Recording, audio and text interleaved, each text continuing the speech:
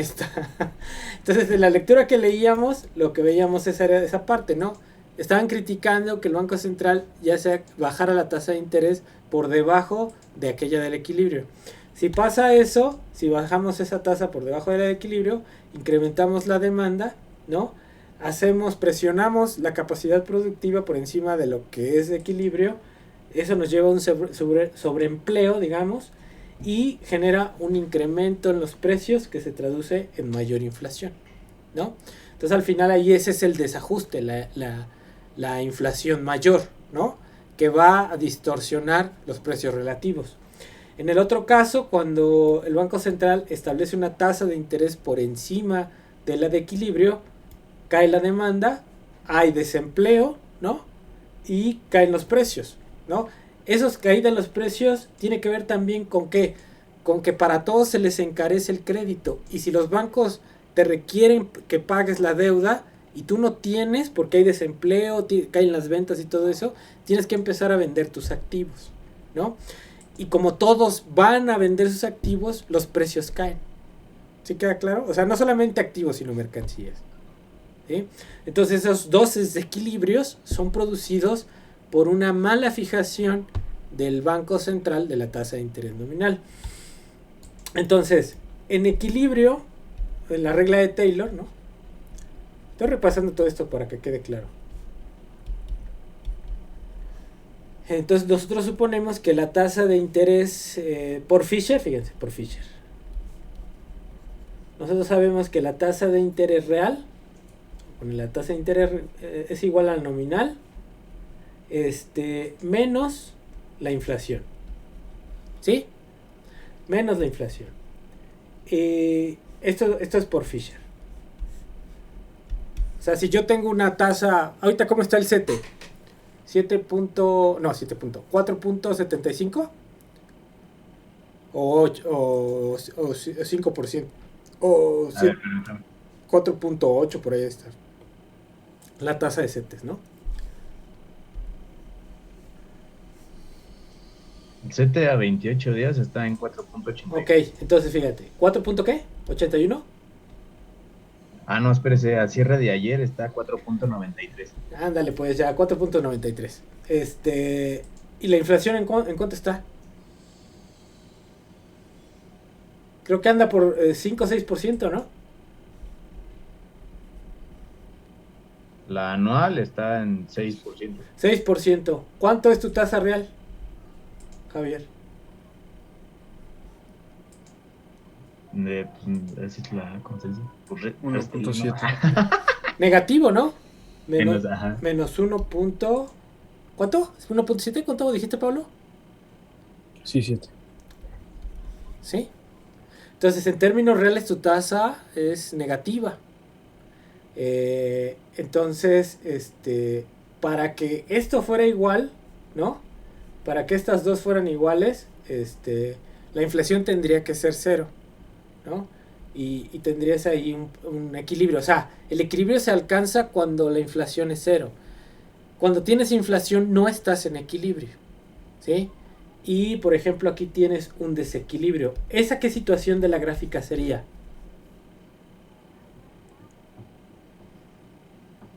Negativa, ¿no? La Uh-huh. tasa. Es negativa la tasa. ¿Cuándo podría ser negativa? Aquí. Cuando aumentaron la tasa de interés. Si yo aumento la tasa, la inflación se hace negativa. Entonces incluso Ah, no, entonces sería al revés. No es cuando la inflación es mayor, ¿no? cuando la inflación fuera mayor, ¿no? Cuando la inflación fuera mayor, entonces cuando bajas la tasa, la inflación es mayor y en teoría tienes una tasa real negativa, ¿no? Que sería esta situación. Entonces aquí lo que estarías suponiendo que estás por encima de la capacidad, ¿no? ¿Sí o no?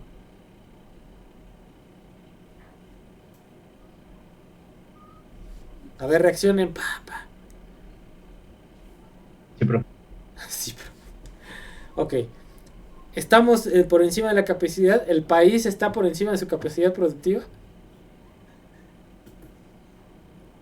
No. No. No. Entonces, algo en el modelo no funciona, claramente. Pero esa sería la recomendación. ¿Cuál es la recomendación, chamacos? ¿Y qué es lo que va a seguir el Banco Central? ¿Cuál es la recomendación?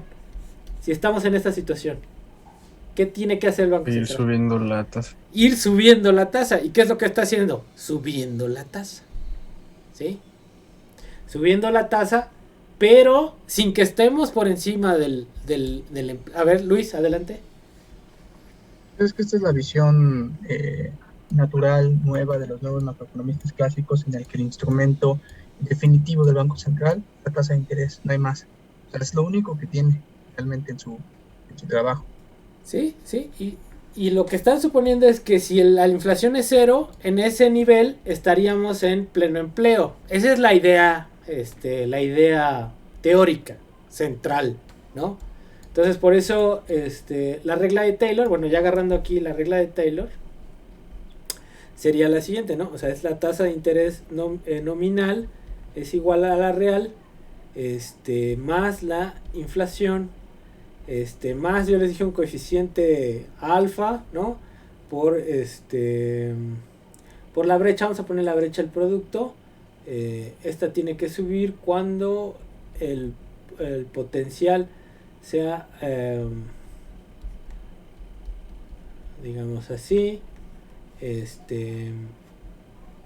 más un alfa 1 por la brecha de la inflación, los precios, que los precios observados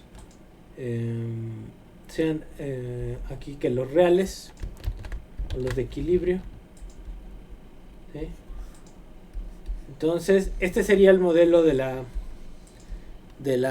regla de Taylor. Adelante, Alejandro. Y de hecho era lo que estábamos platicando, ¿no? Que el Banco de México creo que subió 25 puntos base apenas la tasa de interés y ya está ubicada creo que en 4.5, algo así. 75, algo así, ¿no? 4.75.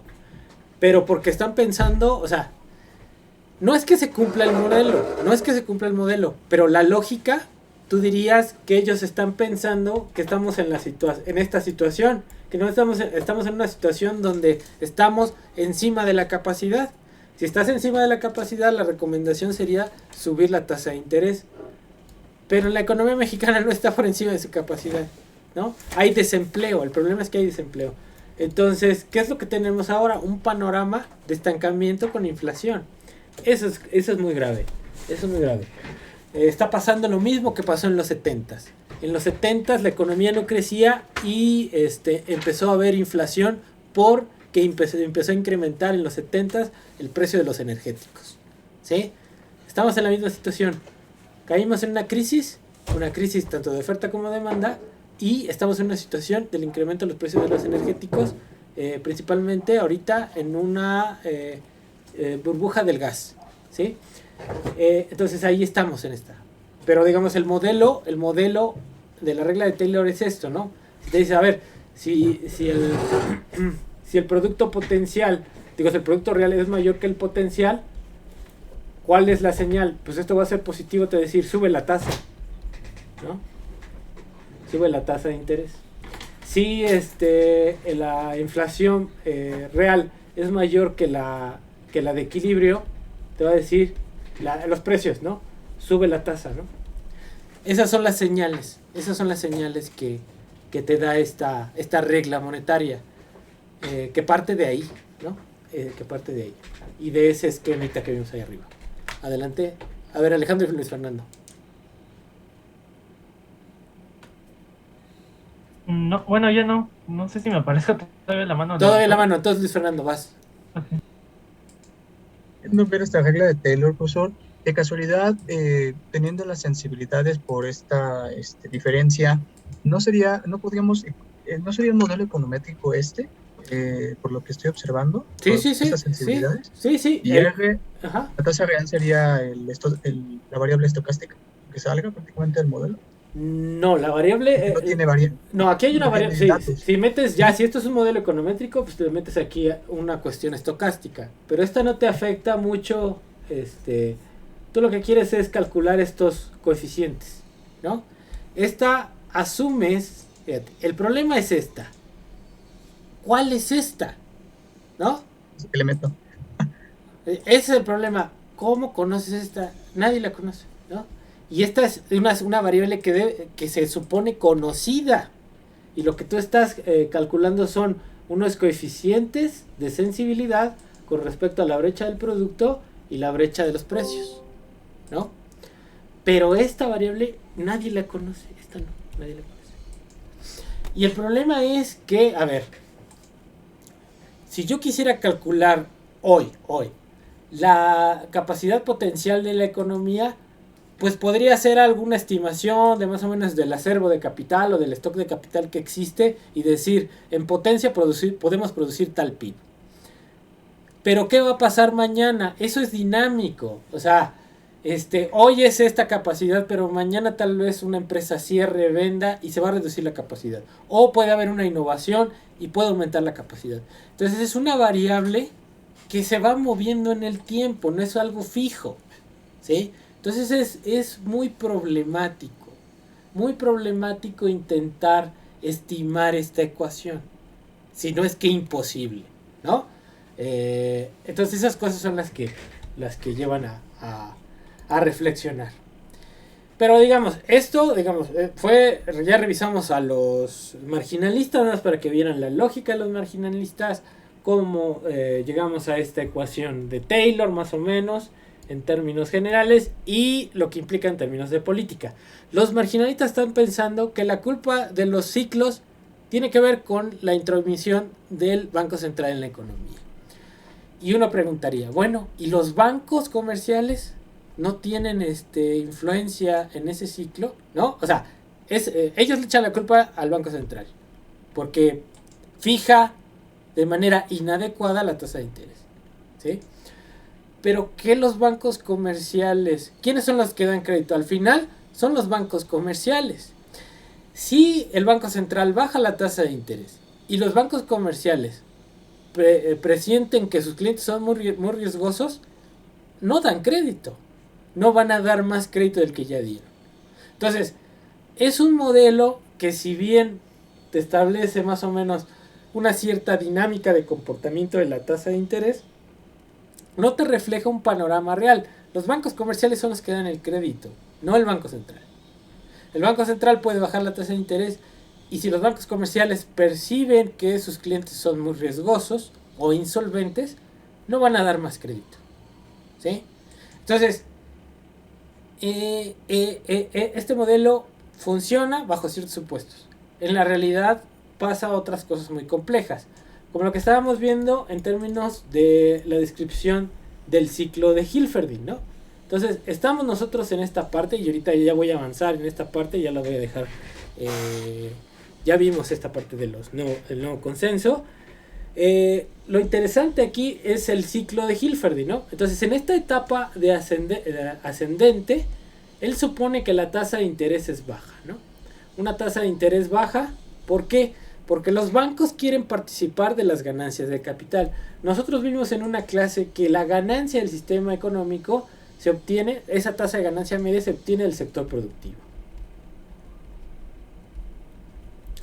Y de esta tasa de ganancia, ahí se derivan otras dos tasas, que son que la tasa de la ganancia del capital comercial, le pusimos creo que GM, y la ganancia del capital financiero. No me acuerdo si lo pusimos así o cómo lo pusimos. Beta por GF. No sé si lo puse así, no me acuerdo.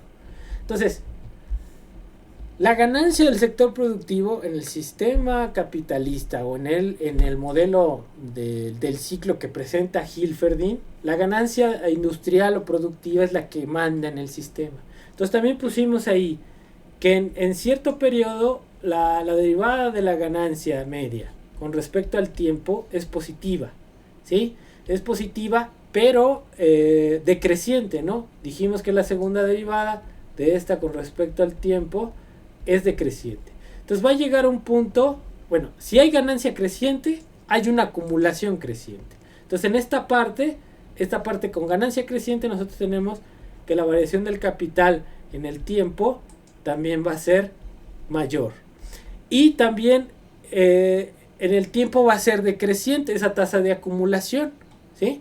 ¿Por qué? Porque en la medida que se va achicando la ganancia, también la acumulación va decreciendo. Entonces, la derivada del capital con respecto al tiempo también va a ser decreciente. Entonces, ¿quién sigue?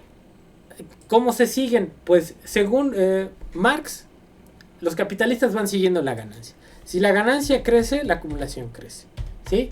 Por ejemplo, Kalecki también dice algo muy cierto, ¿no? Que los capitalistas ganan lo que gastan. Entonces, que también el efecto de que ellos gasten en inversión genera una demanda del sector productor de bienes de capital que puede dinamizar el sistema, ¿sí?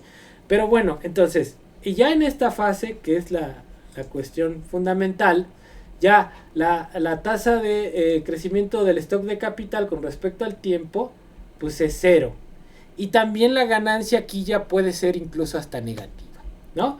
¿Qué pasa después en esta fase? Bueno, ¿y cómo es la tasa de interés? Entonces, la tasa de interés aquí en esta fase creciente, ¿sí?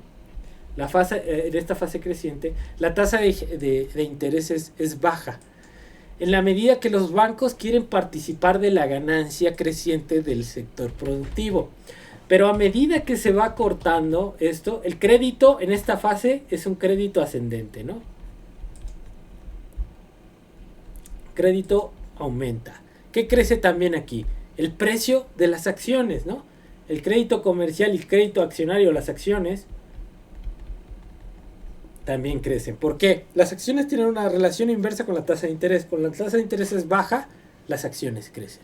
Y eso maximiza no solamente la tasa de crédito, sino la tasa de crecimiento de los precios de los activos. Y también la ganancia de los bancos y la ganancia que obtienen a través de la fundación. ¿Se acuerdan de lo que vimos el concepto de fundación con Hilferding?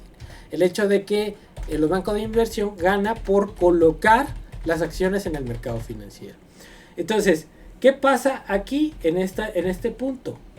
Esta crisis puede detonarse por dos cosas. Porque ahí empiezan a cerrar las empresas en esta fase, o porque a los bancos se les ocurre ya no dar liquidez. Bancos comerciales. Si ya no dan liquidez a la gente que necesita, aquí ya las ventas también cayeron. Si ya no vendes y de repente los bancos te cobran y ya no te quieren dar más crédito, ¿qué pasa? Que tienes que vender, ¿sí? Entonces, ya en esa fase hay una caída de la acumulación. Ahora en esta fase ya descendente hay una caída de la acumulación, y lo que tenemos es ahora que la derivada con respecto al tiempo es menor a cero, ¿sí? Entonces, ¿qué pasa en esta fase? La tasa de interés ya sube en lugar de bajar, ¿sí? Como estamos ahorita, que nos están subiendo la tasa a pesar de que no hay acumulación. Entonces, al contrario, ¿no?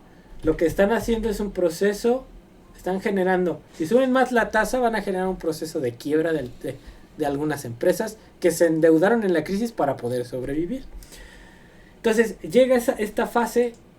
Y tenemos aquí una fase también de crédito descendente.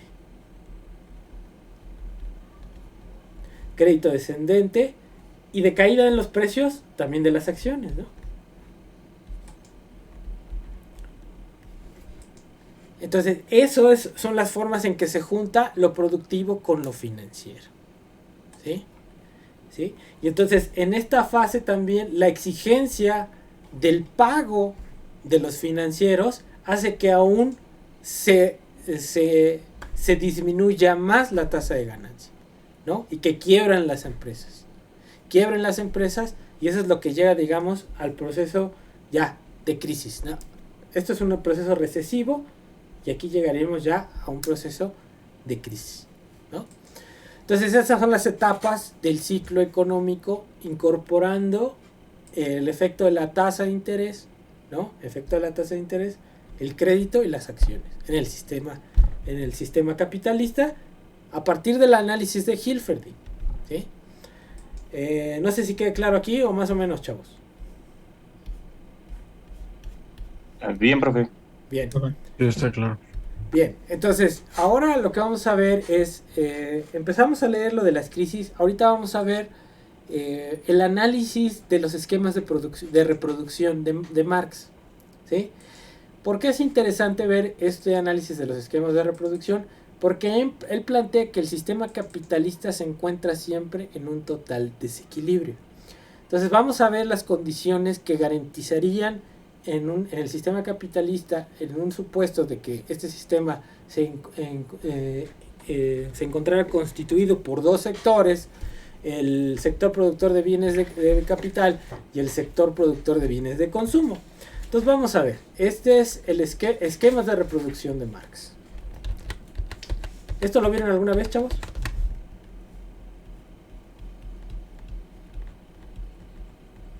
Sí, sí lo vemos.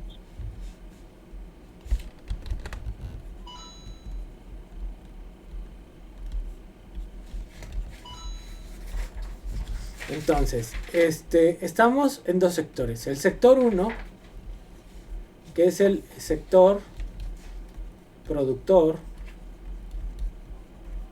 de bienes de capital.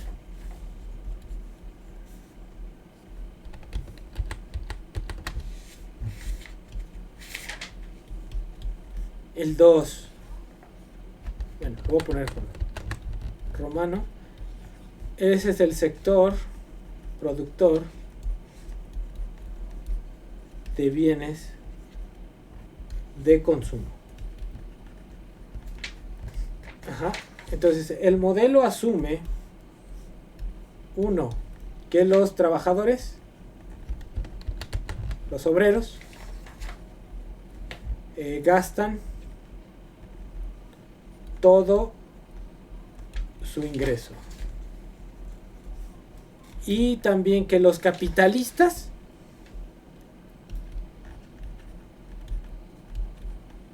gastan toda su plusvalía. Su plusvalía en bienes de consumo.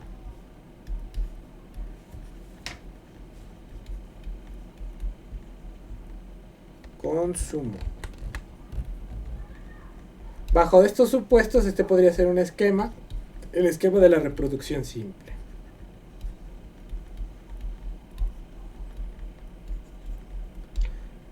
¿Sale? El primer supuesto para la profe, que los obreros gastan todo su ingreso, ¿no?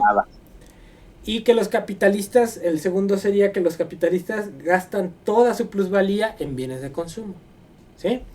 Entonces, el primer sector está compuesto por el valor de las mercancías de ese sector, que son bienes de capital. Aquí lo voy a poner, bienes de capital. ¿Qué va a ser entonces? ¿Cómo está constituido el valor de esa producción? Pues es los salarios del sector 1. Pues aquí lo voy a poner, en lugar de, para que sea 1. El sector 1, producción de bienes de capital, está compuesta del valor que se genera en ese sector, que tiene que ver con lo que se paga en salarios, lo que se paga de capital constante, ¿no? Más lo que se genera de plusvalor, ¿sí? Esto sería el valor de las mercancías del sector 1. El segundo sector, igual, ¿no? Produce bienes de consumo. Entonces el valor de las mercancías de bienes de consumo, ahí está. ¿De qué depende su valor? También de los salarios que se pagan en ese sector, más el capital que se consume en ese sector y la plusvalía que se genera en ese sector, ¿sí? Entonces, ¿cómo se tiene que dar el equilibrio? Entonces, bajo este supuesto, a ver, los asalariados, ¿cuál es lo que reciben los asalariados? Lo voy a poner como W. Lo que reciben los asalariados es igual a B1 más B2, ¿no? Eso es lo que reciben los asalariados. Lo que reciben los capitalistas, pues es la plusvalía, ¿no? la ganancia de los capitalistas sería la plusvalía. Entonces le voy a poner aquí, bueno, la ganancia de los capitalistas sería la plusvalía. P1 más P2. ¿Sí? Ahora, entonces, esto es lo que reciben los capitalistas, esto es lo que reciben los trabajadores. Entonces, estamos suponiendo, fíjense, que tanto trabajadores como capitalistas se gastan todo su dinero en el consumo de bienes, se gastan todo su dinero en bienes de consumo. Entonces, B1 más B2 más P1 más P2 debe ser igual a ¿qué?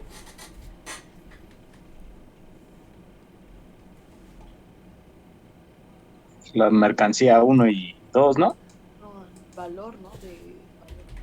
¿Pero de quién? Grita, Jennifer, no te escucho.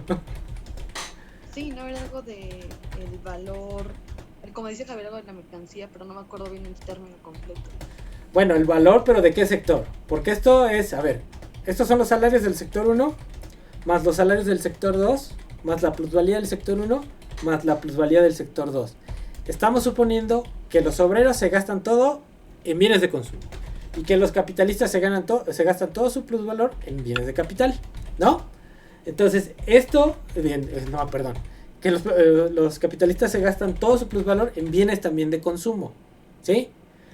Entonces, esto tendría que ser igual para que estuviera en equilibrio. ¿A quién? ¿A qué?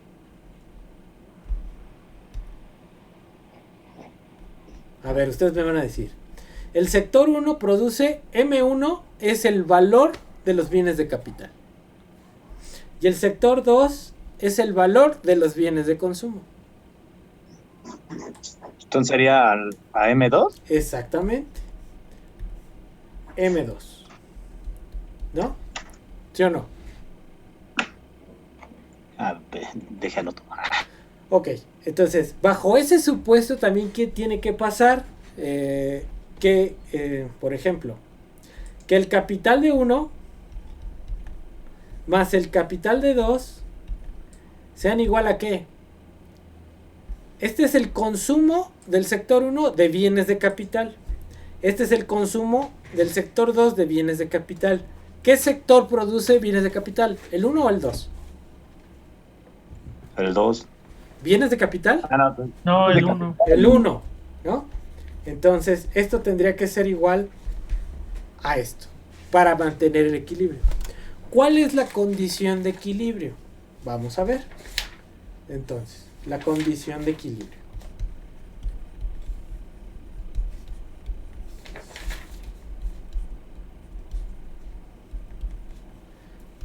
Entonces voy a bajar aquí. B1 más V2 más P1 más P2 es igual a M2. ¿Cuánto es M2?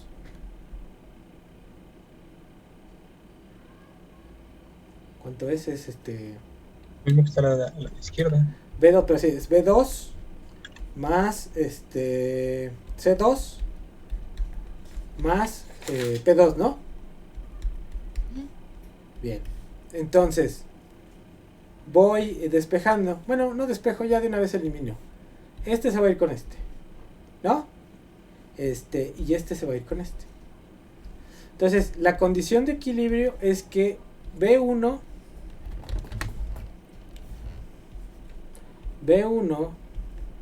más P1 sea igual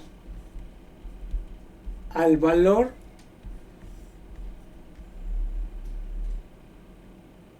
de la demanda, ¿no? O sea, la demanda de bienes de consumo del sector 1 debe de ser igual a la demanda o a la producción, no, a la demanda de bienes de capital del sector 2. O en otras palabras, ¿no? La demanda de bienes del sector 1 debe de ser igual a la oferta de bienes de capital para el sector 2. ¿Sí queda claro o no? Y esto sale tanto de esta igualdad como de la de abajo, ¿no? A ver, pongo la de abajo. C1 más C2 debe ser igual a M1. M1 es igual a B1 más C2 más P1, ¿no? ¿Sí o no? Ok. Va a ser C2 igual a C1 más P1, ¿no? Ajá. A ver, entonces lo que tenemos es lo siguiente. A ver, pero ¿por qué? A ver, espérenme. C1. O sea, la primera nada más igualó las dos mercancías de M1 del sector 1 y Aquí me equivoqué. la de M2 Sí. del sector 2. A ver, otra vez. Vas. Javier, no entendí la duda. Ah, no, que, o sea, en la primera que hizo la primera condición de equilibrio, nada más igualó las dos mercancías, ¿no? De los sectores, del sector 1 y sector 2. O sea, primero supusimos, Bien. a ver, para que vaya en orden. Lo primero que tenemos que ver es, ¿quiénes producen bienes de consumo? El sector 2. ¿Quiénes producen bienes de capital? El sector 1, ¿no? ¿Quiénes demandan bienes de consumo? Los asalariados del sector 1, del sector 2 y los capitalistas del sector 1 y del sector 2. ¿Sí o no? Entonces, Sí. la demanda de bienes de consumo es V1, V2, P1 y P2. Y eso, para que esté en equilibrio, tiene que ser igual a lo que se produce en el sector 2. ¿Sale? Sí. Ahora, el sector 2, en términos de valor, ¿a qué es igual? A B2 más C2 Ajá. más P2, ¿no? Entonces ya de aquí nada más elimino los términos semejantes y llego a esta ecuación.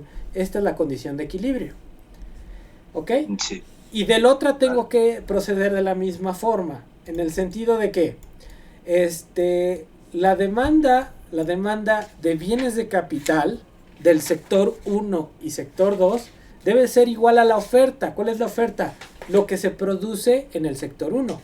¿Sí? ¿Quiénes demandan bienes de capital? Pues el sector 1 y el sector 2. ¿Quién produce bienes de capital? Sector 1. ¿Sale? ¿Se queda claro? Sí, Bien. ya de ahí es igual, ¿no? Que hace Exactamente. Entonces aquí ponemos otra vez desarrollo en lo que es M1, ¿no? Aquí lo voy a poner para que quede claro. Espera. Esto debe ser igual a M1, ¿no? Espérenme. Y esto es igual a C1, C1, B1, V1 más C1 más P1, ¿no? Entonces de aquí elimino los términos que son semejantes, con este, y llego a la misma condición, ¿no? Que B1, bueno, voy a poner así, que C2 sea igual a ¿qué? A B1 más P1. ¿Sale? Entonces llego a la misma condición de equilibrio que de la de arriba, de cualquiera de las dos formas. Este es el equilibrio, ¿sí? Para que el sistema se reproduzca de manera continua, la oferta tiene que ser igual a la demanda, y lo que tiene que pasar es que la demanda de bienes de capital del sector 2, a ver, aquí lo voy a anotar. Entonces, fíjense, lo voy a anotar de dos formas. La demanda de bienes de capital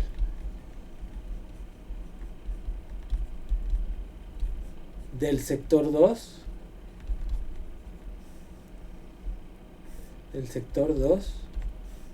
sea igual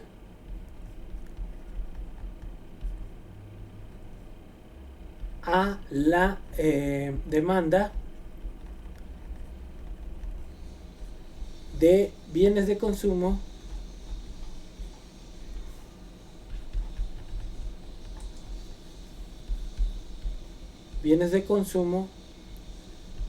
de los obreros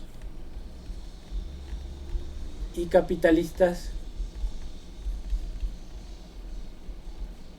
del sector 2, del sector 1, perdón.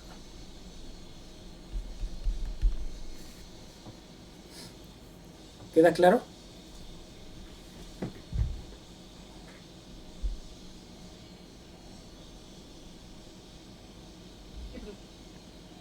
Bien.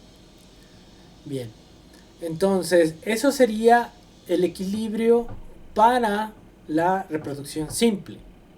¿Sí? La reproducción simple. Porque estamos suponiendo que no hay acumulación. ¿Sí? Cuando ya se habla de reproducción ampliada, quiere decir que una parte del plusvalor se destina a la compra, a la expansión de capital. ¿Sí? Entonces, eso es importante. Entonces aquí los supuestos es que tanto los capitalistas como los trabajadores se gasta todo el plusvalor en bienes de consumo y los obreros nada más pueden consumir bienes de consumo. ¿Sí? No les alcanza para más, ¿no? O sea, con un salario de... ¿Cuánto sale el salario mínimo ahorita en México?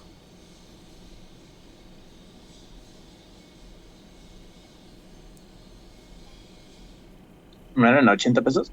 No manches, ya está en 42, ¿no? Creo. 100 algo así, 140 y tantos. En Nuevo León como 200 o cerca de 200. En la frontera, ¿no? La frontera está al doble que aquí.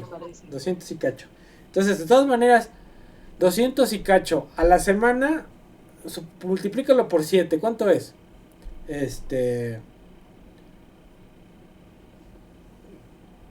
50. 1500 y algo. 1500 a la semana. Al mes pues son 6,000 pesos, ¿no? Más o menos. O sea, con 6,000 pesos, ¿qué bien de capital te puedes comprar? Si aparte tienes que comer, tienes que gastar en transporte, tienes que pagar la renta, tienes que comprar los tenis a los chamacos, los útiles. No, pues no te alcanza para nada. ¿Sí? Entonces es un supuesto que es real. Los obreros no pueden acumular, ¿no? Bueno, luego, esto fue con respecto a la reproducción simple. ¿Sí quedó claro más o menos? Sí. Sí, profe. Bien, entonces vamos a seguirle ahora con la reproducción ampliada. Entonces, ahora, vamos con los supuestos. Entonces, la reproducción ampliada.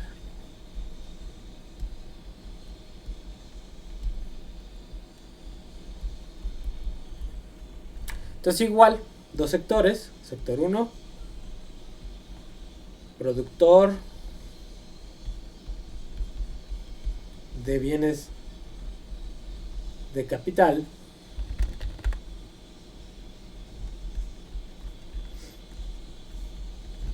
El 2, productor de bienes de consumo.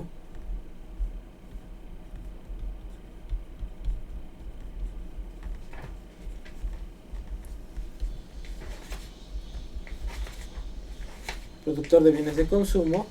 Y los supuestos, igual, los trabajadores, obreros, se gastan todo su ingreso en bienes de consumo. ¿Sí? Y aquí es donde cambia. Los capitalistas invierten una parte del plusvalor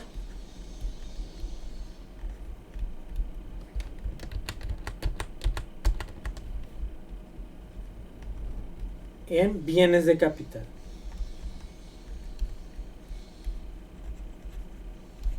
¿Sí? Entonces, el plusvalor de los capitalistas, por ejemplo, el plusvalor de los capitalistas en el sector 1 va a ser igual, ¿sí?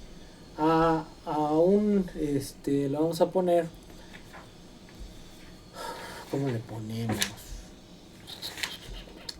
A ver, voy a ponerle aquí, a un incremento en, vamos a poner, no, creo que hay no, vamos a poner mu. Un mu 1, que es el consumo de los capitalistas que se dedica a que se destina a bienes de consumo, más el incremento en C1. ¿Vale? Igual, el plusvalor del sector 2 va a ser igual al μ2, la parte del plusvalor que se dedica al consumo, más la parte del plusvalor que se dedica a incrementar su capital. ¿Sale? ¿Queda claro más o menos? La MIO es parte del plusvalor que se dedica al consumo, ¿verdad? Sí. O sea, la diferencia en el esquema anterior es que ahora una parte de ese plusvalor va a ser consumo de bienes de consumo y la otra va a ser consumo de bienes de capital, ¿no? La acumulación per se. Entonces, tenemos igual los dos sectores, el sector 1, ¿sí? Que es M1. Ay. A ver, voy a cambiarle el mío porque mi M y la mío se parecen igualitas. Voy a cambiar. Dígame una letra. ¿Eh? Sigma. Ya, dijo Ro. Jennifer dijo Ro. Profe, pero Plusvalor. ¿la acumulación se da entonces en los dos Sí, sectores? en los dos sectores. O sea, una parte se dedica a la acumulación. Entonces, a ver. Nada más del capitalista, ¿no? Sí, de los capitalistas, claro. A ver, entonces, ¿cómo le ponemos? Ro no, porque se parece a mi plusvalor. Otra cosa. Teta, ¿no? Teta, ándale, pues. Teta, listo. Ya está. Ahora sí. Entonces, en el sector 1 voy a tener M1 va a ser igual. La composición de valor va a ser C1, ¿sí? Más C1. B1 lo voy a poner. V1 más C1 más P1, que ahora va a ser ¿qué? Teta 1 más alfa de C1. ¿Bien? ¿Ahí vamos o no? Sí, bro. Bien. Sí, pero M2 va a ser igual. B2 más C2 más teta 2 más delta C2. ¿Sale?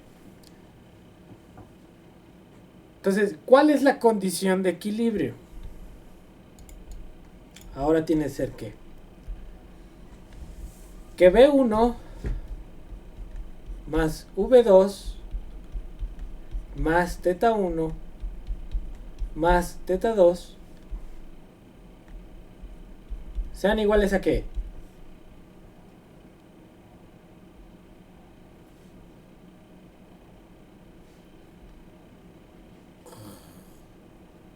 ¿A qué? M2. A M2. ¿Sale? O alternativamente que ¿qué? Que C1 y alternativamente que ¿qué? Que C1 más C2 más incremento en C1 más incremento en C2 sea igual a ¿cuánto? M1. A M1, ¿no? Entonces vamos a ver. Voy aquí. El equilibrio, ¿no? La condición de equilibrio.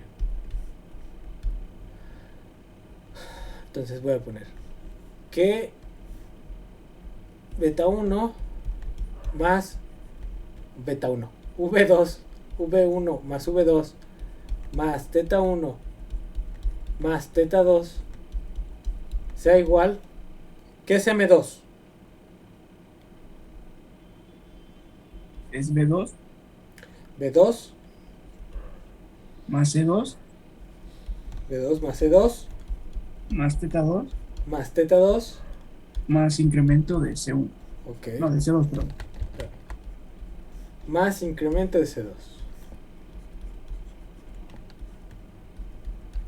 Ok. ¿Qué se parece aquí? Este beta 2 con este beta 2 y el teta 2 con este teta 2. ¿Sí? Entonces, la condición de equilibrio es que V1 sea igual, V1 más teta 1 sea igual a C2 más incremento de C2. O, en otras palabras, que V1 sea igual a C2 y que también teta 1 sea igual al incremento en C2. ¿Queda claro?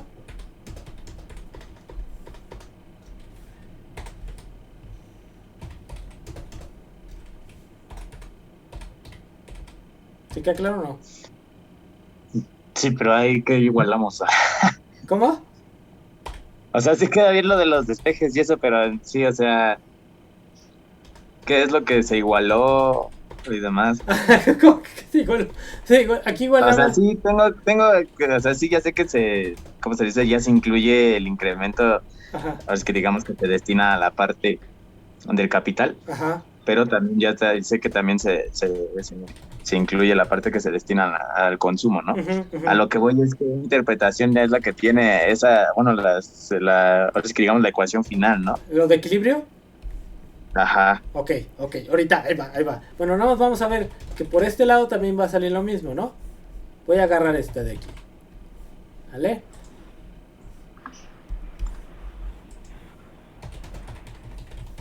Bien. Entonces, ¿cómo va esta? S1 más C2 es C1 más C2 más incremento en C1 más incremento en C2 es igual a C1, ¿no? No, M1. ¿Y M1 es igual a qué?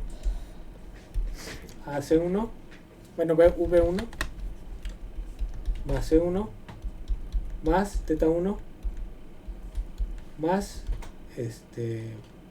incremento en C1, ¿no? Entonces aquí, ¿qué se parece? Incremento en C1, con este se va. C1 con C1 se va. Ok, y ya lo mismo me queda, ¿no? C2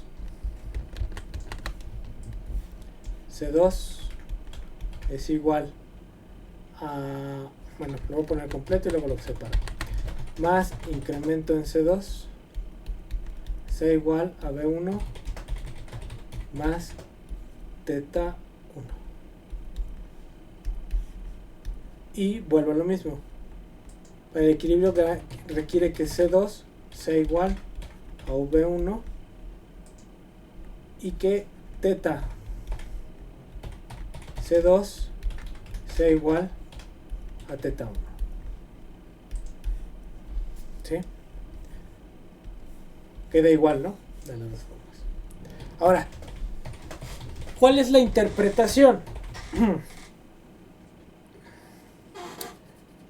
Para que exista el equilibrio, fíjense, para que exista el equilibrio, que la oferta sea igual a la demanda, ley de Selle, para que la oferta sea igual a la demanda, lo que tiene que suceder es que el gasto de los asalariados del sector 1 coincida con el gasto de los capitalistas en bienes de capital del sector 2. 1. 2. Que el gasto de consumo del plusvalor que se incrementa en el sector 1 coincida con la acumulación del capital de los capitalistas de bienes de capital del sector 2. ¿Sí?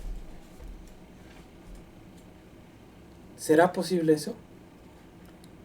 Si dividiéramos a la economía en dos sectores: sector productor de bienes de capital, sector secundario, si quieren, o podríamos meter también el sector comercial, ya tendremos ahí otras ecuaciones, pero si lo dividiéramos: sector productor, sector manufacturero y de bienes de capital, y sector manufacturero de bienes de consumo, incluyendo a los que se dedican al sector primario, a la producción de frutas, verduras, animales y todo eso, ¿sí? Entonces ahí tendremos esos sectores. Se puede garantizar, y esa es la cosa, en un sistema que no se planifica, ¿sí? Se puede garantizar que coincida la demanda de los asalariados con la demanda de los asalariados por bienes de consumo con la demanda de los capitalistas de bienes de capital. Segundo, que el incremento en la demanda de los capitalistas de bienes de consumo coincida con el incremento de la acumulación de los capitalistas del sector 2. ¿Se puede? ¿Es posible eso? No, profe. Entonces, cuando no es posible coincidir esas cosas, para que siga existiendo el equilibrio, ¿qué tendría que pasar? Si, por ejemplo, la demanda de bienes de capital del sector 2 no coincide con la demanda de bienes de consumo de los trabajadores del sector 1, ¿qué va a pasar? Imagínense que pasa esto, a ver. Que C2 es mayor que V1. ¿Qué estaría pasando ahí?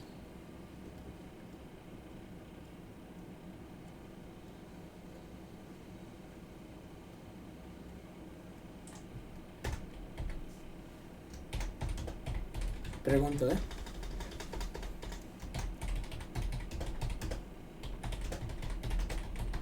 ¿Quiénes van a vender todo?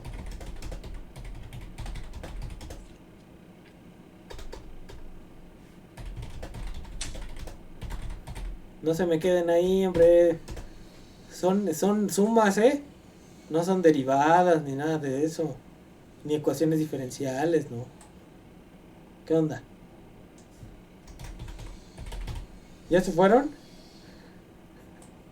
Lo que yo tuviera duda, pensando en esta diferencia, es que si bien podemos cuantificar el gasto de los asalariados del sector 2, ¿cómo podemos compararlo o cuáles serían las propiedades del valor del sector 1? Las horas de trabajo, ¿qué podría ser comparable respecto a esta cuantificación del consumo del sector 2, de los asalariados, el valor del sector 1? En todo caso, ¿cuál sería sus propiedades? ¿Pero en qué términos de propiedades, Luis Fernando? A ver. Pues, por ejemplo, yo pensaría que el valor, no sé si interprete mal de V, Ajá. pero el valor de todo lo producido dentro del sector 1 tiene que ser igual al mismo consumo de los asalariados del sector 2. Entonces, a mí me hace recordar el símil de Friedman, de que prácticamente con el lápiz todo es perfecto. Y se cumpliría, creo que el consumo con el valor de lo producido. Pero, en todo caso, el valor se ve en horas de trabajo, ¿en qué se ve para poder compararlo con el consumo del sector 2? A ver, ¿qué es V1? ¿V1 es igual que V2? Pregunto. No, porque el primero es de bienes de consumo y el segundo bienes de capital. No, son cantidades diferentes. Estamos midiendo el valor. ¿Cómo mides el valor de lo que se les paga a los obreros en México? O a los trabajadores. En las cuentas nacionales, ¿dónde podríamos encontrar eso?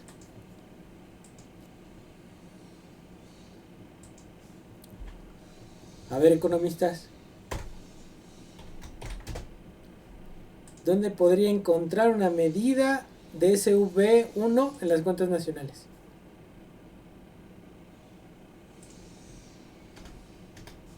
¿Se dan? A ver, Juan, grita. De trabajo, ¿no? ¿Cómo, Ana? Las horas de trabajo también. No, porque es valor. Horas son horas, ¿no? En términos de valor.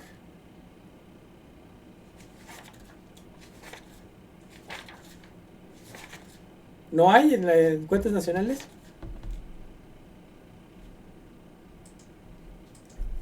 Hay una que se llama, ¿qué? Las remuneraciones, ¿no? ¿Sí o no? Remuneraciones a asalariados, creo. ¿Se han escuchado ese concepto o no? Sí, ya, profe. Sí. Sí, pues sí está, ¿no? Entonces, eso podría ser una estimación. Tú puedes encontrar las remuneraciones del sector primario, de los obreros, bueno, las remuneraciones asalariados, sector primario, sector secundario y sector terciario. ¿Sí? Ahí está una medida. Una medida del capital en las cuentas nacionales, chamacos.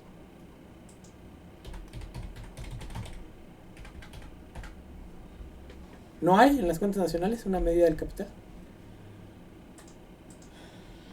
Formación La formación bruta de capital fijo, Pues ¿no? la formación bruta de capital fijo, ¿no? También hay una medida ahí. Ok. Entonces, la pregunta es más allá de la definición. Lo podemos encontrar ciertas cuentas que se asemejen al concepto que está aquí. ¿Sí? El problema es, yo puedo asegurar que esto se cumple para garantizar el equilibrio. Si hay un desequilibrio, alguien se tiene que endeudar. Sector 1 o sector 2. Si la demanda del sector 2 es mayor que la demanda, si la demanda de bienes de capital del sector 2 es mayor a la demanda de bienes de consumo del sector 1, ¿qué va a pasar? Que el que va a vender más va a ser el sector 2 o el que va a ganar más. ¿Por qué? Porque la demanda por sus bienes de capital son mayores. ¿Quién va a vender menos? El sector 1. El sector 1 va a vender menos y entonces si tú vendes menos y tienes que seguir pagando salarios, ¿qué necesitas hacer para equilibrarte?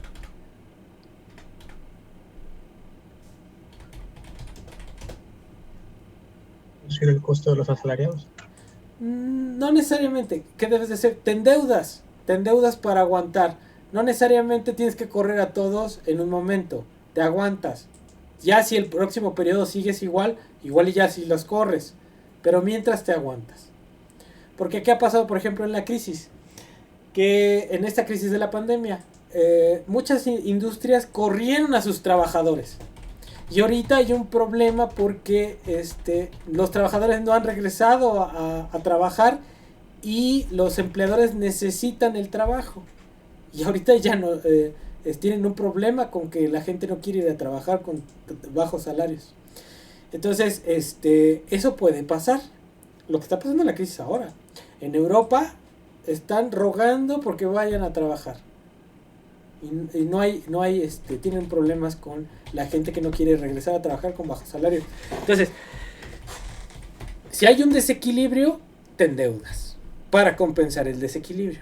Entonces, más allá de lo que sea que estamos viviendo, este esquema lo que manifiesta es que el sistema económico capitalista nunca puede estar en equilibrio. ¿Por qué? Porque es un sistema descentralizado en donde no hay una coordinación de las actividades económicas. Entonces, nadie va a garantizar, nada garantiza que esas cantidades sean iguales. Si esas cantidades no son iguales, el sistema no puede estar en equilibrio. La oferta no puede ser igual a la demanda. No sé si quede claro.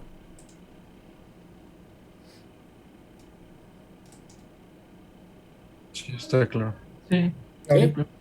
Entonces, el esquema de reproducción marxista es la idea de que el sistema capitalista se encuentra siempre en un constante desequilibrio. ¿Sí? Lo que impide que caiga en crisis es el sistema de crédito. ¿Sí? La liquidez del sistema de crédito es lo que posibilita la reproducción ampliada del sistema. ¿Sí? ¿Sí queda claro? ¿Por qué? Por ejemplo, aquí en este caso, la demanda de los capitalistas del sector 2 es mayor. Ellos podrán incrementar el precio y las ganancias las van a tener ellos. Y nada garantiza que esas ganancias los capitalistas las regresen al sistema financiero para que refluyeran, como dicen los neoclásicos, hacia las unidades que están pidiendo el crédito.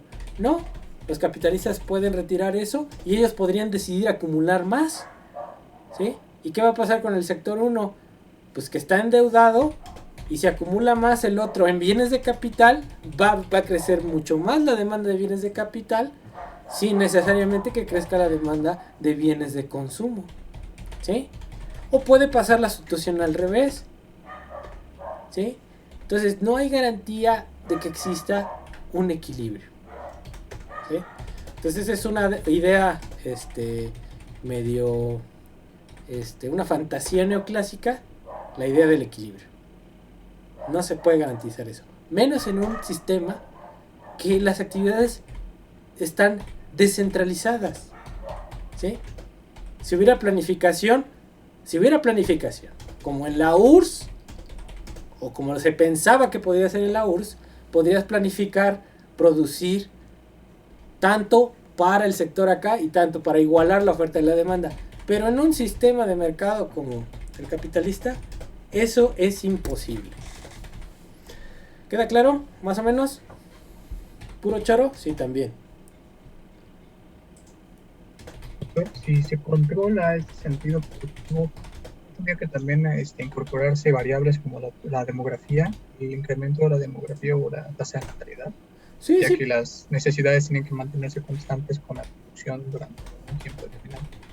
Sí, tú puedes meterle ahí los supuestos que tú quieras, pero la idea central es esa, o sea, el sistema capitalista está en desequilibrio, es desequilibrado, ¿ya? Esa es la idea central.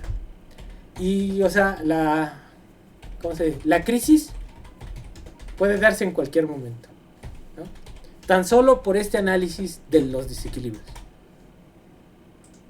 Ok, entonces voy a dejar de compartir.